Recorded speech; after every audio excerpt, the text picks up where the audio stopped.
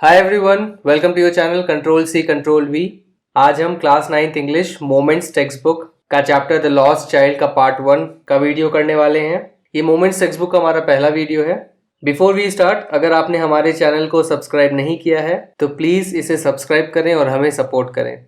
सो moments text book आपके लिए एक सप्लीमेंट्री रीडर है। व्हाट इट मीन्स इज कि आप इस टेक्स्ट बुक को अपनी रीडिंग हैबिट इंप्रूव करने के लिए यूज कर सकते हैं। सो जो भी आप अपनी मेन टेक्स्ट बुक बीहाइव से सीख रहे हैं उसके कॉन्सेप्ट्स यूज करके इसको रीड करें, इसको समझें and it will also help you to improve your vocabulary. इस बुक में मैंने ऑब्जर्व किया है कि इसमें भी कुछ अच्छे अच्छे वर्ड्स यूज किए गए हैं स्टोरीज में। So you can use them and अपनी डे टू डे लैंग्वेज में भी आप कोशिश करें इसको यूज करने के लिए।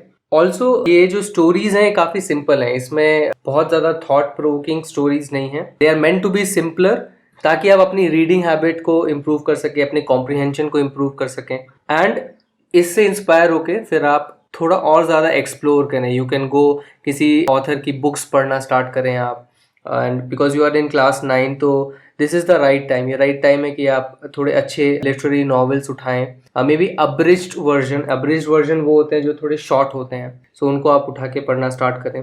बट इस टेक्स्ट बुक को तो बिल्कुल भी आप साइड में ना रखें, इसको पढ़ें because it will be very helpful. So चलिए स्टार्ट करते हैं। A child goes to a fair with his parents. He is happy and excited and wants the sweets and toys displayed there. But his parents don't buy them for him. Why then does he refuse when someone else offers them to him? So एक बच्चा अपने parents के साथ एक fair में जाता है। Fair का मतलब है मेला। फेयर को आप दूसरे वर्ड से भी रेफर करते हैं। One of the popular ones is carnival. So कुछ कंट्रीज में फेयर को कार्निवल बोला जाता है। सो इन एनी केस इसका मतलब है मेला। सो एक बच्चा अपने पेरेंट्स के साथ एक मेले में जाता है। सो वो खुश है, एक्साइटेड है और जितने भी स्वीट्स और टॉयज वहाँ पे डिस्प्ले किए गए हैं, दिखाए जा रहे हैं मेले में, उसे सब चाहिए। बट उसके पेरेंट्स उसके लिए नहीं खरीद रहे हैं। पर फिर भी इसके बावजूद जब कोई और उसको ये ऑफर करता है तो वो मना कर देता है। सो ऐसा क्यों है ये हम स्टोरी पढ़ के जानते हैं। It was the festival of spring. From the wintry shades of narrow lens and alleys emerged a gaily clad humanity. Some walked, some rode on horses, others sat, being carried in bamboo and bullock carts. One little boy ran between his father's legs, brimming over with life and laughter. So ये मेला spring festival के लिए लगा था। सो festival of spring क्या होते हैं? So India में हम स्प्रिंग सीजन के ऑनसेट को सेलिब्रेट करते हैं डिफरेंट फेस्टिवल से, जैसे कि बैसाखी हो गया, वसंत पंचमी। हम इनको अलग अलग नामों से भी जानते हैं। अलग अलग जगहों पे अलग अलग तरह के सेलिब्रेशंस होते हैं, जैसे पोंगल सेलिब्रेशन होता है साउथ में। सो ये जो पर्टिकुलर फेस्टिवल्स हैं ये फेस्टिवल्स ऑफ स्प्रिंग होते हैं। सो ऐसा ही एक फेस्टिवल था, उसके लिए मेला लगा था। From the wintry shades of narrow lens and alleys emerged a gaily clad humanity. So wintry shades यानी, सो विंटरी का मतलब होगा कोल्ड, कोल्ड एज विंटर, और शेड तो छाव। गेली यानी चीयरफुली, एंड क्लैड का मतलब है क्लोथेड। सो इस तरह के कपड़े पहने हुए थे। So this is क्लोथेड। सो संकड़ी गलियों और रास्तों से चीयरफुली या लाइट हार्टेड ऐसे क्लोथ्स, चमकदार ऐसे खुशनुमा कपड़े पहने हुए लोग निकल के आ रहे थे।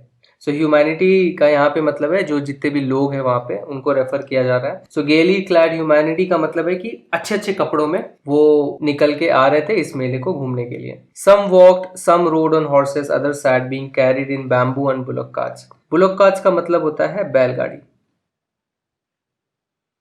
सो कुछ लोग चल के जा रहे थे, कुछ घोड़े पे सवार होके जा रहे थे, कुछ बैठे थे बैम्बू और बुलॉक कार्ट्स में।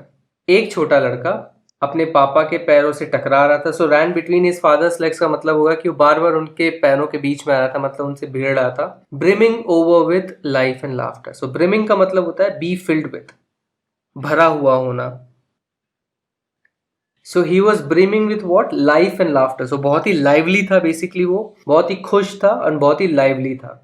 कम child come called his parents as he lagged behind, fascinated by the toys in the shops that lined the way. उसके पेरेंट्स उसको बुला रहे हैं, कम चाइल्ड कम, बच्चे इधर आओ।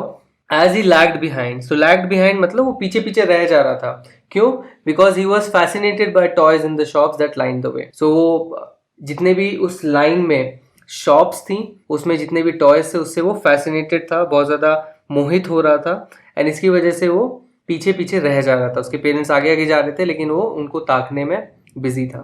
He hurried towards his parents, his feet obedient to their call, his eyes still lingering on the receding toys.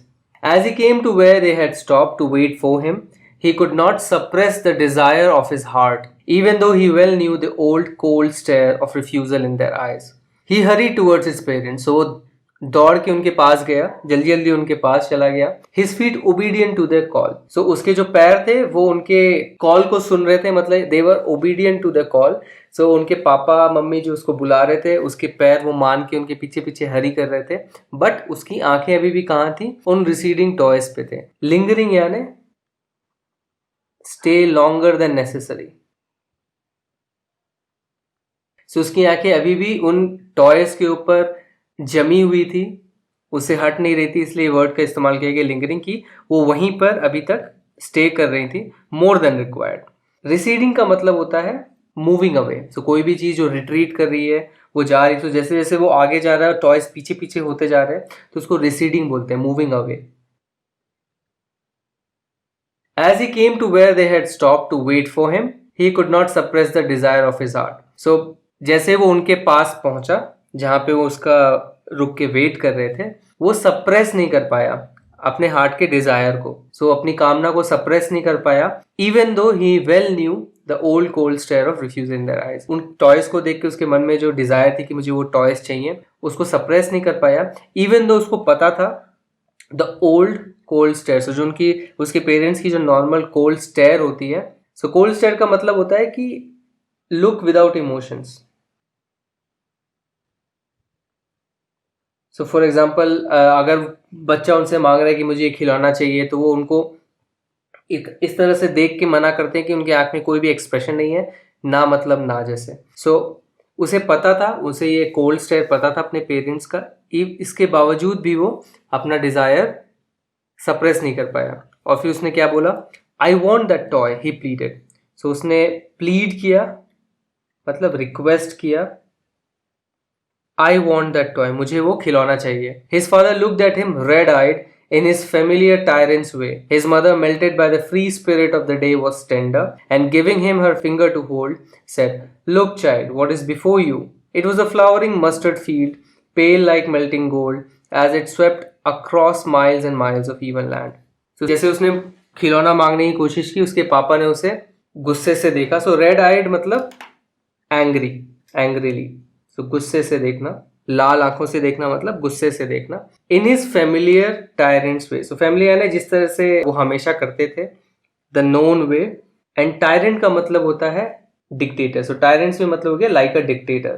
तो जिस तरह से वो as a dictator, as a तानाशाह, वो बोलते हैं कि हाँ नहीं मिलेगा तो नहीं मिलेगा, तो that is the tyrant. His mother melted by the free spirit of the day. So पर उसकी मम्मी जो है वो उस दिन के फ्री स्पिरिट की वजह से टेंडर थी। टेंडर यानी सॉफ्ट होना, काइंड होना।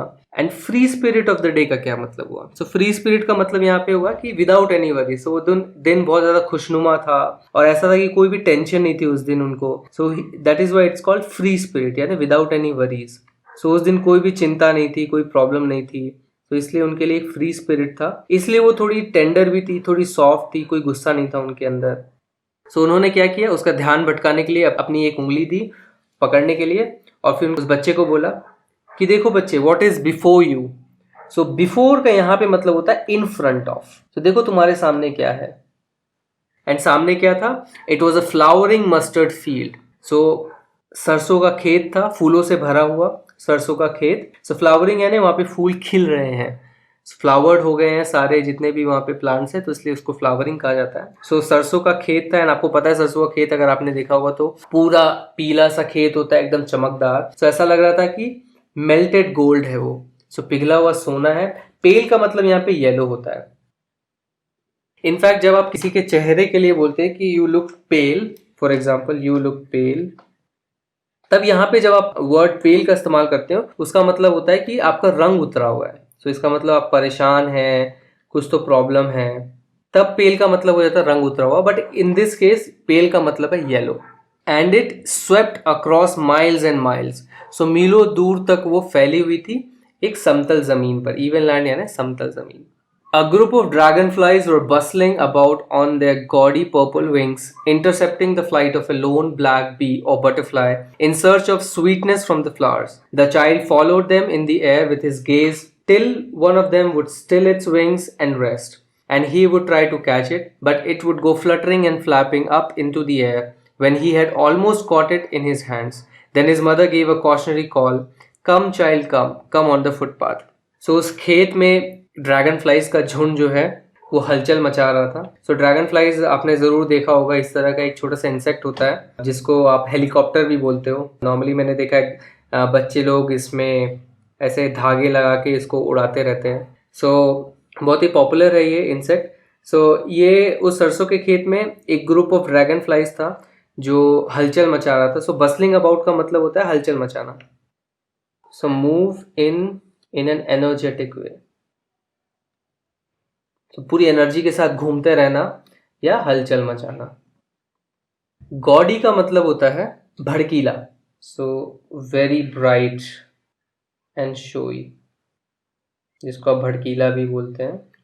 सो फॉर एग्जाम्पल अगर किसी ने भड़कीले कपड़े पहने हैं तो you can say see he is wearing gaudy clothes. So ये वर्ड काफ़ी पॉपुलर है एंड आप यूज़ कर सकते हैं अपने वोकैबुलरी में.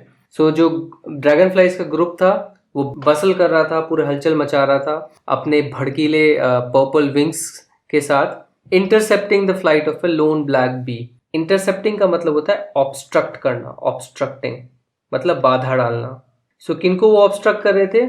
एक अकेली ब्लैक बी और बटरफ्लाई को, जो कि फ्लावर्स की स्वीटनेस की सर्च में थे. सो फ्लावर्स की स्वीटनेस आपको पता है कि जो बीज होती हैं और जो बटरफ्लाइज होती हैं, जो फ्लावर्स में नेक्टर्स होते हैं उसको ढूंढते रहते हैं उसको पीने के लिए. सो दे वर इन सर्च ऑफ स्वीटनेस. तो यहाँ पे स्वीटनेस का मतलब हो गया वो नेक्टर फ्लावर्स के. सो उनके फ्लाइट में वो बाधा डाल रहे थे बिकॉज ये पूरे झुंड में होते हैं एंड ये बेचारे अकेले होते हैं, ब्लैक बी और बटरफ्लाई. सो एक सीन जो है क्रिएट कर रहा है ऑथर आपके लिए, ताकि आप इमेजिन कर सकें कि हाँ एक येलो सा मस्टर्ड फील्ड है, उसमें एक बच्चा है, कैसे यहाँ पे ड्रैगन फ्लाइज उड़ रही हैं, एक बटरफ्लाई भी है, एक बी भी है, एंड इस तरह का आपके सामने एकदम क्लियर पिक्चर आ जाता है. सो ये एक तरीका होता है इस तरह के ये जो चीज़ें होती है, ये जो लाइंस हैं स्टोरी के प्लॉट को हेल्प नहीं करती हैं. सो ये जो भी लाइंस होती हैं ये बेसिकली आपके प्लॉट के लिए नहीं है, तो आपकी स्टोरी को आगे नहीं बढ़ाती हैं. बट ये लाइंस इसलिए डाली जाती हैं ताकि फॉर एग्जाम्पल जब आप वीडियो देखते हो तो आपके सामने ये सब सीन होता है एंड उस सीन को रीडिंग के दौरान ये क्रिएट करने के लिए इन तरीकों के सेंटेंसेस यूज करे जाते हैं ताकि आप जैसे जैसे पढ़ रहे हैं आपके दिमाग में ये इमेजेस आते जाएं. एंड इनफैक्ट आपको रीड भी ऐसे ही करना चाहिए, आप अंडरस्टैंड करने की क्या सेटअप किया है ऑथर ने एंड क्या यहाँ पे सिनेरियो वो दिखाने की कोशिश कर रहे हैं. एंड इस तरह से अगर आप पढ़ेंगे तो बहुत ज़्यादा आपको इंटरेस्ट आएगा स्टोरी में. The child followed them in the air with his gaze till one of them would still its wings and rest. So child followed them in the air with his gaze. तो child ने follow किया but चलते हुए नहीं, अपनी आंखों से. सो उनको इधर उधर मंडराते हुए देख रहा था, फॉलो कर रहा था तब तक जब तक कोई एक बैठ ना जाए, अपने विंग्स एकदम ठहरा ना दे एंड रेस्ट ना करे. एंड देन जब कोई एक ड्रैगन फ्लाई रेस्ट कर रहा होता है तो he would try to catch it. वो ट्राई करता है कि इसको पकड़ ले, बट वो पकड़ नहीं पाता है and it would go fluttering and flapping. So fluttering का मतलब होता है फड़फड़ाना. फ्लटरिंग एंड फ्लैपिंग का मतलब सिमिलर ही है, जिसका मतलब होता है फड़फड़ाना. तो अपने पंख फड़फड़ाते हुए वो हवा की ओर उड़ जाता है.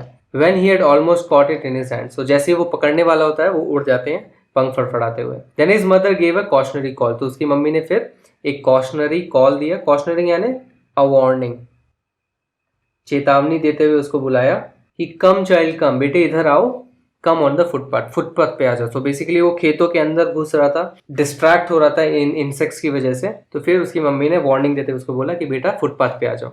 He ran towards his parents gaily and walked abreast of them for a while, being, however, soon left behind, attracted by the little insects and worms along the footpath that were teeming out from the hiding places to enjoy the sunshine.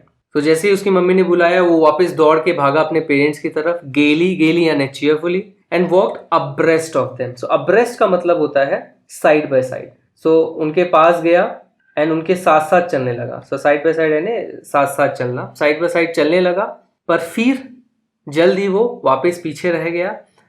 क्यों? Because he was attracted by little insects. तो वापस कोई छोटे insects हैं और कुछ worms हैं, कीड़े हैं, उन सब ने उसका ध्यान बटा दिया. एंड उन वर्म्स के बारे में क्या लिखा है? They were along the footpath that were teeming out. Team out का मतलब होता है come out in large numbers, so बड़ी संख्या में बाहर निकलना, so that is teeming out. So उस फुटपाथ से जो वर्म्स और इंसेक्ट्स हैं बहुत ही लार्ज नंबर में निकल के आ रहे थे अपने हाइडिंग प्लेसेस से, तो अपने बिलों से, अपने छोटे छोटे हाइडिंग प्लेसेस जो ग्राउंड में होते हैं उससे निकल के वापस आ रहे थे छेद में से, to enjoy the sunshine, sunshine को, धूप को एंजॉय करने के लिए। Come, child, come, his parents called from the shade of a grove where they had seated themselves on the edge of a well. He ran towards them. उसके parents ने फिर उसे बुलाया कि come child come, and they had seated themselves in the shade of a grove. So वो कहाँ पे बैठे हुए थे? ग्रोव की छांव में। सो ग्रोव क्या होता है? So grove basically a small group of trees को बोलते हैं। सो एक छोटे 2-3 पेड़ों का अगर झुंड हो गया तो उसको आप ग्रोव बोलेंगे। सो उन पेड़ों की छांव में वो बैठे हुए थे on the edge of a well. So वहां पे एक कुआं था, उसके एज पे बैठे हुए थे ग्रोव के नीचे, और वहां से उन्होंने उसको पुकारा। ही रैन टुवर्ड्स देम, वो उनकी तरफ भागा। A shower of young flowers fell upon the child as he entered the grove, and forgetting his parents, he began to gather the raining petals in his hands. But lo, he heard the cooing of doves and ran towards his parents, shouting, "The dove! The dove!" The raining petals dropped from his forgotten hands. जैसे ही वो Grove के अंदर गया, young flowers की उसके ऊपर shower होने लगी, बारिश होने लगी। शावर का मतलब होता है लाइट रेन। सो बेसिकली उसके ऊपर फूल बरसने लगे, एंड वो अपने पेरेंट्स को वापस भूल के वो जो बरसते हुए पेटल्स हैं उनको अपने हाथों में पकड़ने लगा। सो पेटल्स यानी पंखुड़ियां। सो फूलों की पंखुड़ियों को आप पेटल्स बोलते हैं। बट लो, सो ये लो एक एक्सक्लेमेटरी सेंटेंस है। लो का मतलब होता है बेसिकली जब आप किसी इंटरेस्टिंग चीज की तरफ ध्यान बटाना चाहते हैं रीडर के, या अगर आप स्पीच दे रहे हैं तो लिसनर्स के, तो इसके लिए ये वर्ड यूज किया जाता है, lo and exclamation mark. So it is used to draw attention. So इसका मतलब ये है कि अब ये आपने बोला लो, सो इसका मतलब कुछ इंटरेस्टिंग अब होने वाला है। इनफैक्ट एक और बहुत ही पॉपुलर फ्रेज है that is called low and behold. So this is same like कि अगर आप बोलते हैं चलिए अब दिल थाम के बैठ जाइए एंड अब कुछ इंटरेस्टिंग होने वाला है। सो लो एंड बिहोल्ड भी एक फ्रेज है जो यूज किया जाता है। सो लो, अब क्या हुआ? He heard the cooing of doves. So वो डव्स जो है उसकी आवाजें सुनने लगा, एंड उनकी आवाज को आप कूइंग बोलते हैं, एंड वो अपने पेरेंट्स की तरफ भाग के चिल्लाने लगा, the Dove the Dove. So Dove basically सफेद कबूतर को बोलते हैं, जो कि बेसिकली पीस का भी सिंबल होता है। आई एम श्योर आपने इनको देखा होगा, स्पेशली मसक्कली बहुत ही पॉपुलर डव है जो हम देखते हैं मूवीज में। सो इस डव को देख के वो बहुत ज्यादा एक्साइटेड हो गया, अपने पेरेंट्स को बोलने लगा, देखो डव डव। फिर वो जो रेनिंग पेटल्स हैं वो जो उसके हाथ में थे उसको भूल के उनको नीचे गिरा दिया, उसके पीछे वो बेसिकली भागने लगा। सो उसका ध्यान बेसिकली डव ने भटका दिया, और फिर जो रेनिंग पेटल्स थे, तो जो बरसती पंखुड़ियां उसके हाथ में थी, उसे वो गिरा दिया, बेसिकली उनको भूल के उसने गिरा दिया। Come child come, they called to the child who had now gone running in wild capers round the banyan tree, and gathering him up, they took the narrow winding footpath which led to the fair through the mustard fields. तो फिर उसके parents ने उनको बुलाया कम child कम, जो कि basically कहाँ भाग गया था? एक बरगद के पेड़। सो बैनियन ट्री यानी बरगद के पेड़ के राउंड एंड राउंड वो घूमने लगा। सो वाइल्ड केपर्स क्या है? सो वाइल्ड यानी जंगली की तरह, एंड केपर्स का मतलब होता है प्लेफुल स्किपिंग मूवमेंट। सो उचक उचक के बेसिकली वो दौड़ने लगा, स्किप कर करके। सो बहुत ही ज्यादा एक्साइटेड हो गया था डव की वजह से, और वो बरगद के पेड़ के चारों ओर इन वाइल्ड केपर्स दौड़ने लगा।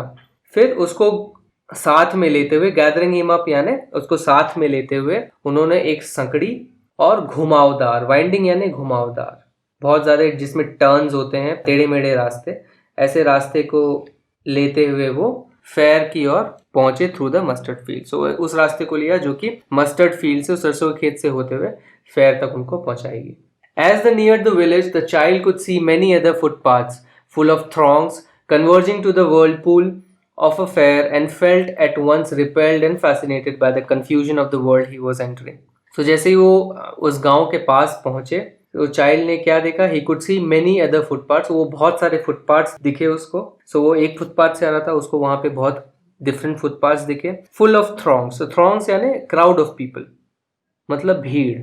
सो भीड़ से भरे हुए फुटपाथ उसको दिखे converging to the whirlpool. So converge करना यानी एक डायरेक्शन में जाना, going towards. Whirlpool of fair, whirlpool of fair यानी मेले के भंवर में। तो एक तरह का मेटाफर यूज किया जा रहा है यहाँ पे, बिकॉज वहां पे इतना ज्यादा क्राउड था और गोल गोल घूम रहे थे वो, तो ऐसा लग रहा था कि वो एक भंवर है। So it's like a metaphor. So whirlpool of the fair की तरह वो कन्वर्ज हो रहे थे। एंड कन्वर्ज बेसिकली आप यूज करते हैं फॉर एग्जाम्पल जब अलग अलग डायरेक्शन से चीजें एक ही पॉइंट पे आती हैं। सो फॉर एग्जाम्पल यहाँ पे इस डायरेक्शन से भी कोई चीज आ रही है, यहाँ से भी, यहाँ से भी, तो उसको कन्वर्ज करना बोलते हैं, बिकॉज वो सब एक डायरेक्शन की ओर जाते हैं। So this is called converging, एक डायरेक्शन की ओर जाना। सो जैसे उसने बोला कि जैसे फॉर एग्जाम्पल वो इस फुटपाथ से मस्टर्ड फील्ड से होते हुए टेढ़े मेढ़े फुटपाथ से होके आ रहे थे, पर जैसे ही वो इस पर्टिकुलर फेयर के पास पहुंचे उसने देखा कि बहुत दूसरे फुटपाथ भी उस तरफ आ रहे हैं। सो इसको कन्वर्जिंग कहते हैं। सो इतनी भीड़ को देख के उसको पहले तो रिपेलिंग सा फील हुआ, मतलब घृणा हुई, मतलब उसका मन नहीं कर रहा था जाए, but at the same time वो फैसिनेटेड भी हो रहा था, बहुत रिझावना भी लग रहा था उसको इस कंफ्यूजन को देख के जहाँ पे वो एंटर कर रहा था। सो ऑब्वियसली अगर आपको याद हो, अगर आप बहुत छोटे थे एंड आपने पहली बार भीड़ देखी होगी, तो आपको एक मिक्स सी फीलिंग आती है। बहुत समय आपको लगता है कि डर भी लगता है उसमें जाने के लिए, बहुत अजीब सा लगता है कंफ्यूजन, बट आपको बहुत इंटरेस्टिंग भी लगता है बिकॉज इतने सारे लोग हैं, इतने भड़कीले कपड़ों के साथ इतनी सारी चीज़ें वहाँ पे दिखती हैं। तो मिक्स फीलिंग सी बेसिकली उस बच्चे को उस समय आ रही थी। A sweet meat seller hawked gulab jamun, rasgulla, barfi, jalebi at the corner of the entrance, and a crowd pressed round his counter at the foot of an architecture of many colored sweets decorated with sleeves of silver and gold. The child stared open-eyed and his mouth watered for the burfi that was his favorite sweet. I want that burfi, he slowly murmured, but he half knew as he begged that his plea would not be heeded because his parents would say he was greedy. So, without waiting for an answer, he moved on. सो वहाँ पे एक sweet meat seller था। So sweet meat seller का मतलब हो गया sweet seller. बहुत ही पुराना वर्ड है, बेसिकली ये 1800 का वर्ड है जो कि अब यूज नहीं होता, हम सिंपली स्वीट्स बोलते हैं। सो एक स्वीट सेलर था, मिठाई वाला था, जो कि हॉक कर रहा था। सो हॉक का क्या मतलब होता है? सो हॉक का मतलब होता है कि चिल्ला चिल्ला के एडवर्टाइज करना, अगर आप किसी चीज को सेल करना चाहते हैं तो। Advertise to cell. एंड आपने देखा होगा कि मिठाई वाले, चाय वाले कैसे एडवर्टाइज करते हैं अपने प्रोडक्ट का नाम ले लेके। सो वो बोल रहा है गुलाब जामुन, रसगुल्ला, बर्फी, जलेबी। सो इस तरह से वो एडवर्टाइज कर रहा था। एंड आप एक चीज और नोटिस करो कि जो भी चीजें, जो भी ऐसे वर्ड्स होते हैं जो कि इंग्लिश के नहीं है बट लोकल लैंग्वेज के हैं। सो जैसे गुलाब जामुन का कोई इंग्लिश वर्ड नहीं है, रसगुल्ला का कोई इंग्लिश वर्ड नहीं है, इट्स अ लोकल नेम। तो ऐसे वर्ड्स को जब भी आप लिखते हो तो आप उसको इटैलिक्स में लिखते हो। एंड इसका रीजन ये है कि फॉर एग्जांपल आप अज्यूम कर रहे हो कि आपकी जो बुक्स हैं वो एक वाइड ऑडियंस पढ़ेगी, जिसको ऐसा हो सकता है कि पता ना हो गुलाब जामुन क्या है, रसगुल्ला क्या है, हो सकता है ये कुछ अमेरिकन ये स्टोरी पढ़े, तो फिर उनको पता चल जाएगा इटैलिक्स को देख के कि हाँ ये कोई लोकल टर्म है, चलो अब मैं गूगल करके देखता हूँ गुलाब जामुन क्या होता है। सो फॉर एग्जाम्पल आपको पता है क्योंकि हम इन मिठाइयों को जानते हैं, but still as a hint जब भी आप इस तरह की लोकल लैंग्वेज यूज करें जो आपको पता है कि शायद ऑडियंस को पता ना हो, तो आप इस तरह से इटैलिक्स में लिख देते हैं। सो ये जो मिठाई वाला था वो एंट्रेंस के कॉर्नर में था एंड पूरी भीड़ जो है उसके अराउंड प्रेस करते हुए खड़ी थी।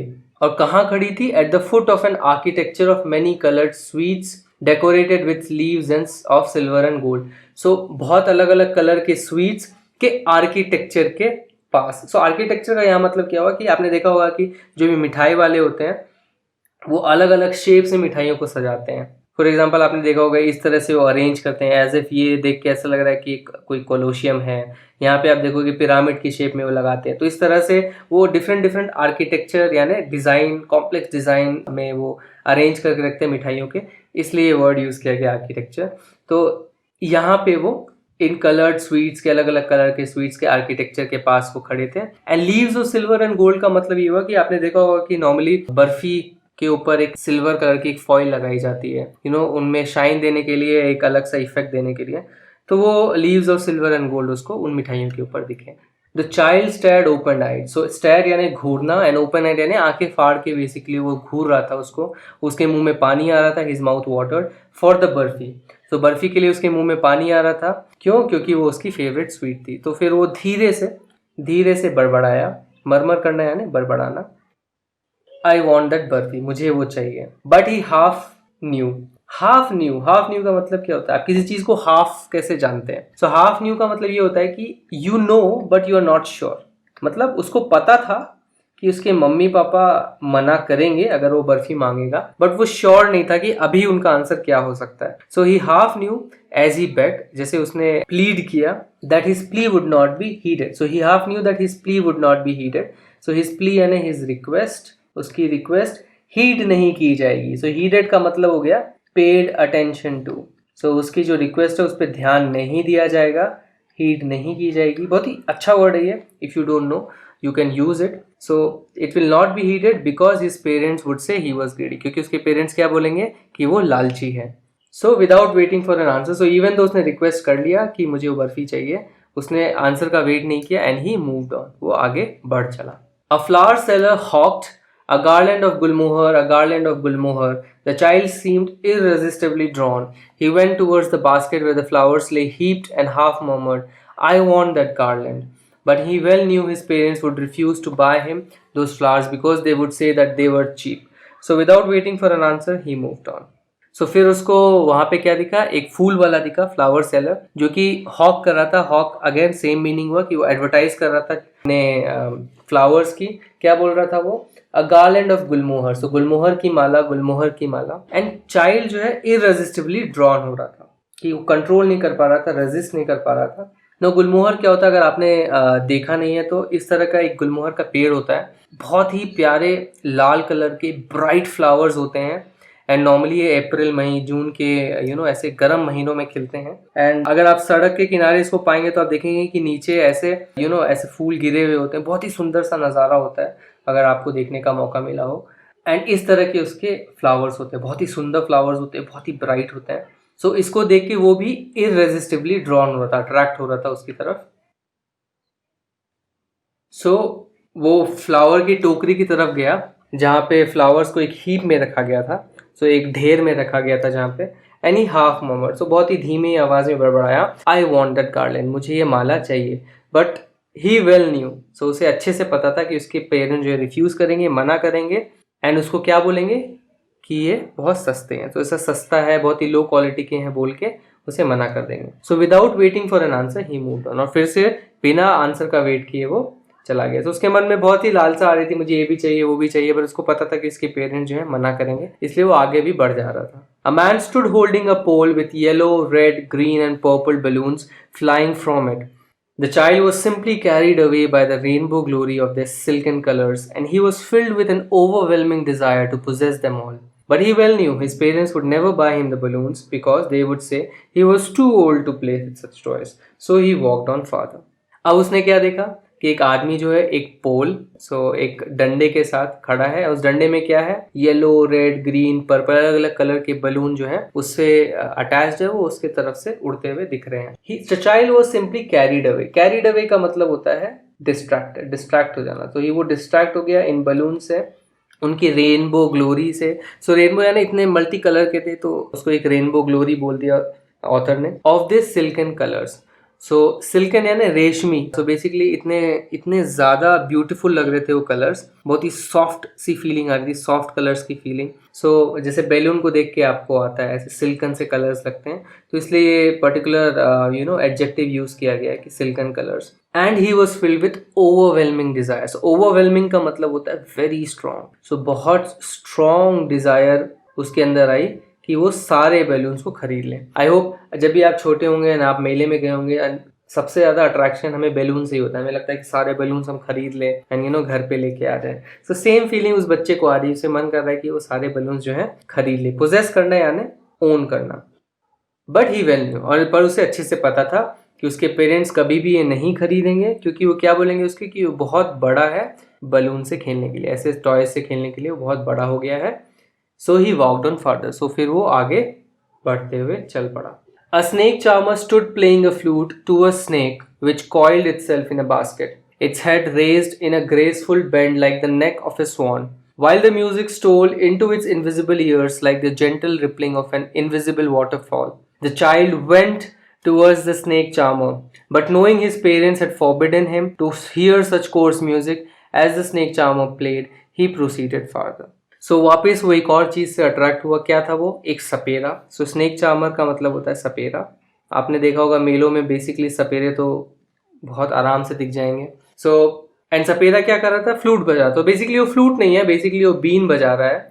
सो यहाँ पे बांसुरी लिखी है but it is basically been. So वो सांप को जो है के सामने बीन बजा रहा है। एंड सांप कैसे? It is coiled itself in the basket. So एक कॉइल के फॉर्म में वो अपने बास्केट में बैठा हुआ है स्नेक, और उसका जो हेड है वो उठा हुआ है इन अ ग्रेसफुल बेंड। सो बहुत ही ग्रेसफुल, बहुत ही ब्यूटीफुल। ग्रेसफुल का यहाँ पे मतलब होगा ब्यूटीफुल। बहुत ही ग्रेस के साथ, बहुत ही ब्यूटी के साथ बेंड किया हुआ है उसका हेड। तो आपने देखा होगा नॉर्मली कोबरा ये सपेरे रखते हैं बिकॉज जब वो अपना फन फैलाते हैं और बेंड करते हैं फन के साथ तो बहुत ही प्यारे दिखते हैं। So like the neck of a swan. So एक स्वान के एक नेक की तरह उसका जो हेड पूरा दिख रहा था बेंड किया हुआ। While the music stole into its invisible ears, so music steal into का मतलब होगा यहाँ पे कि बहुत secretly उसके invisible ears, so आप सांप के कान नहीं दिखते हमें obviously, so उसके invisible ears जो ऐसे कान जो दिख नहीं रहे हैं उसके अंदर secretly ये म्यूजिक घुस रहा है। so steal into का मतलब होगा enter secretly।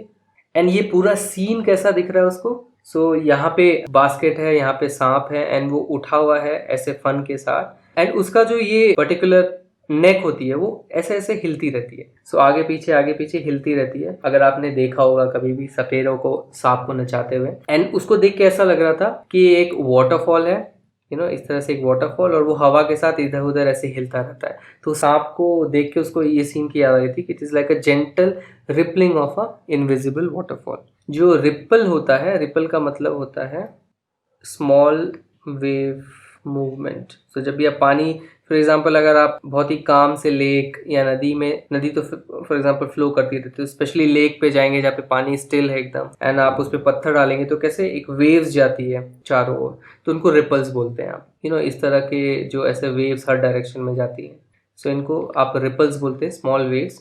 सो इस तरह से वो उसको सीन दिख रहा था। The child went towards the snake charmer. Child जो है अट्रैक्ट हुआ एंड उस सपेरे के पास गया, but knowing his parents had forbidden him, and उसे पर जानते हुए कि उसके पेरेंट्स जो है उसे मना किए हैं।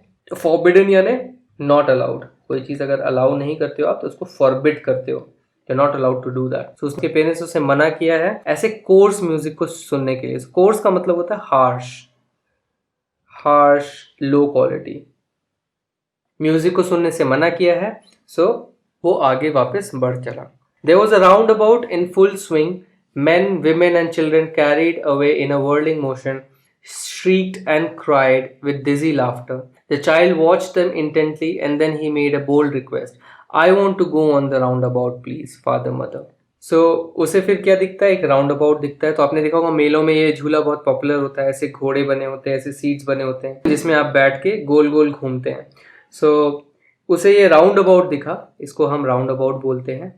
ये झूला दिखा इन फुल स्विंग, सो पूरे तेज तेज वो घूम रहा था, वैसे झूले को देखा। फिर उसने क्या देखा? वहाँ पे जो बहुत सारे आदमी थे, औरतें थी, बच्चे थे, वो उस पे बैठे हुए हैं एंड वो घूम रहे हैं उसके वर्लिंग मोशन में। सो गोल गोल उसके चारों ओर घूम रहे हैं। बहुत लोग चिल्ला रहे हैं, श्रीक करना है यानी शाउट इन शार्प वॉइस, बहुत ही तेज आवाज में चिल्ला रहे हैं एंड तेज तेज हंस रहे हैं।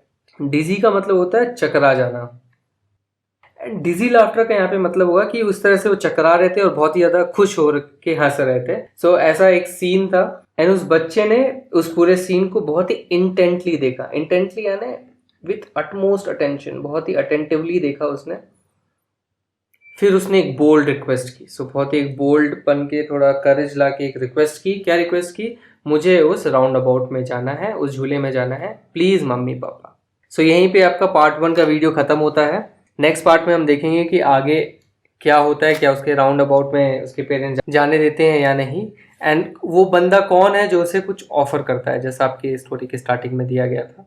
So thanks for watching this video. अगर ये वीडियो आपको पसंद आया तो इस वीडियो को एक लाइक दीजिए, अपने कमेंट्स और फीडबैक्स कमेंट सेक्शन में लिखिए और हमारे चैनल को सब्सक्राइब कीजिए। आप हमारे चैनल को सब्सक्राइब इस गोल लोगो पे क्लिक करके सब्सक्राइब बटन दबा के कर सकते हैं। अब आप हमें फेसबुक और इंस्टाग्राम पर भी फॉलो कर सकते हैं। हमारी आईडी आपके स्क्रीन पर है। इस चैप्टर के पार्ट 2 के वीडियो के लिए स्टे ट्यून्ड। Bye bye.